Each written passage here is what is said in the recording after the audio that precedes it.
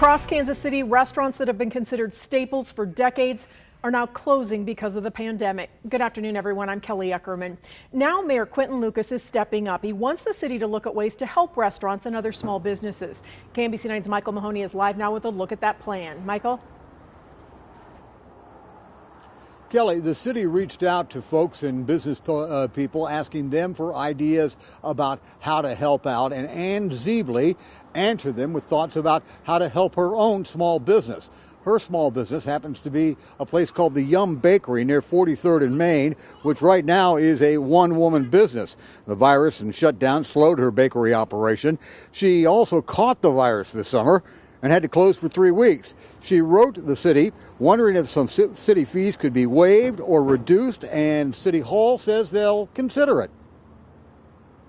Some of that might include, for example, not having as many numerical inspections the same way you're doing it.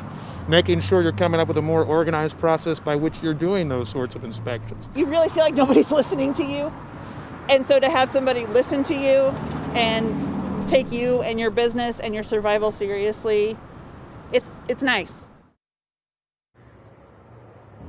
Now, Mayor Lucas says he will ask the full city council to approve this plan. If they do, then it would go on to the city manager's office, and they would be tasked with coming up with some ideas, hopefully by the end of the year. Michael Mahoney, KMBC 9 News. This afternoon, some businesses are responding to all that. KMBC 9's Kelly Gibbs is live outside the Rieger, a restaurant that closed doors just weeks ago in downtown Kansas City. Kelly? Yeah, and what we're told with those COVID restrictions, this restaurant just couldn't make ends meet. Earlier today, though, we did speak with the sister company, a distillery, and while business there is down as well, owners say they're hoping to keep profits up while keeping their customers safe.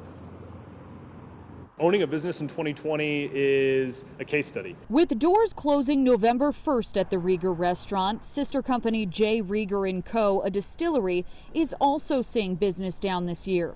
The company's president, Andy Rieger, says he feels the mayor is taking all small business concerns to heart. Our mayor is very in touch with what's happening in Kansas City, and it's really awesome to see him and being so supportive, not only to the small business community, but to the community as a whole. While distribution sales at the distillery are up slightly from last year, tours, dining, and sales at the gift shop are down more than 50%.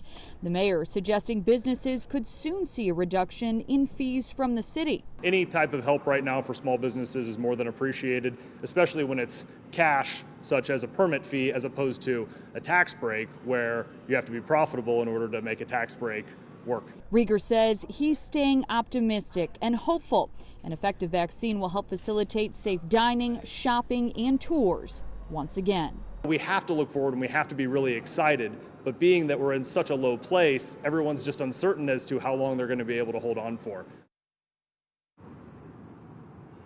And this restaurant, the Rieger, is one of dozens of restaurants across the metro that have closed this year. Reporting live in Kansas City, Kelly Gibbs, KMBC 9 News. The distillery is currently open to customers with masks, social distancing, and hand sanitizing stations to keep everyone safe. In both Kansas and Missouri, the number of COVID-19 cases are falling. In Missouri, the state reported 4,100 new cases today. Kansas is at 5,700. The positivity percentage rate is now at 18.7%. In Missouri, it's down to 20%. In Missouri, Governor Mike Parson has ordered flags to fly at half-staff after a Kansas City firefighter died from COVID-19. Captain Robert Rocha passed away last Saturday. Flags will go to half-staff at every fire station in the state of Missouri, the Firefighters Memorial in Kingdom City, and all government buildings in Cass, Clay, Jackson, and Platte counties next Monday.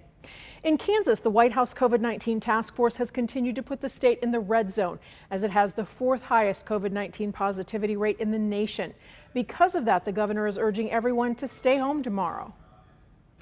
I understand how discouraging and frustrating it is to not get together with family members over special holidays like Thanksgiving.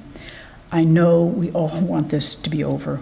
We all want to return to some semblance of normal. But we cannot return to any semblance of normal until this virus is under control, until we flatten the curve, until a vaccine is available, widely distributed, and vaccination rates are significant. Until then, I encourage Kansans to hunker down. Despite the recent spike in COVID-19 cases, Leavenworth County will not have a county-wide mask mandate. This morning, commissioners voted 3-1 to opt out of Governor Kelly's statewide mandate. They did not consider any alternative order. Still, the county's two largest cities, Leavenworth and Lansing, do now have mask mandates in place. Now, the one person that voted to opt into the ordinance, Commissioner Vicky Kaz, released a statement saying, "We had more people die in the past 2 weeks than during the entire pandemic. I'm disappointed we went against the recommendation of every health professional. Kansas is in trouble." The Kansas Department of Labor continues to receive complaints about missing payments and long hold times. Tuesday, its system went down for hours during scheduled maintenance. The Department of Labor estimates a backlog of about 32,000 people still waiting for unemployment benefits in various programs. People say they're frustrated they can't get through to someone for help.